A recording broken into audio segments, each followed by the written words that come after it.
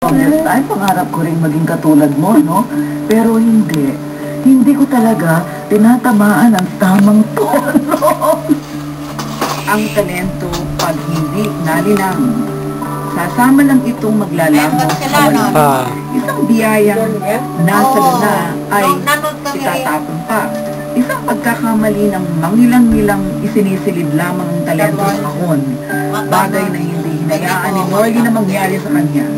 Sa kanya kasi, ang formula o equation ay tagumpay equals talento plus pag-aaral. Sa bahay nila. Divided by... Sa bahay nila. So, ikaw talagang nag-aral ka ng music. Ang una mong teacher sa music? Ang teacher ko po hanggang sa, ang pangalan po, Rainer Cruz. Opo. Pero before po, anong artista? before po siya, bago po siya naging teacher ko, kasi ang first course ko po is early childhood. So, yung early childhood po na yon, ang major ko pa rin doon, music, Christian music. So, Early childhood education. Opo. Doon po ako yung unang nag-aral ng voice lesson, ng mga piano. Ang naging first teacher ko po is Koreana siya.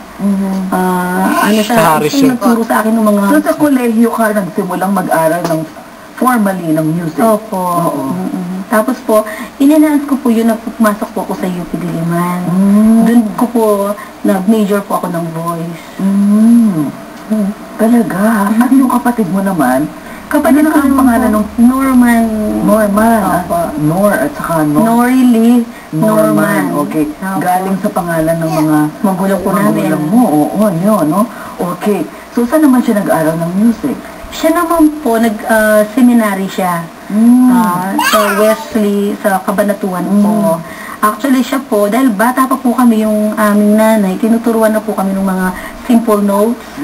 So, siya pati po yung singing, hanggang dun sa, ano po siya, pumasok siya ng seminary sa amin po sa Methodist Church. Nung pumasok po siya, dun sa mismong seminary nila, siya rin po ang nagtuturo ng choir sa kanilang mga classmates niya. Talaga nakakatuwa itong kwento niyo, pambihira din talaga, ano.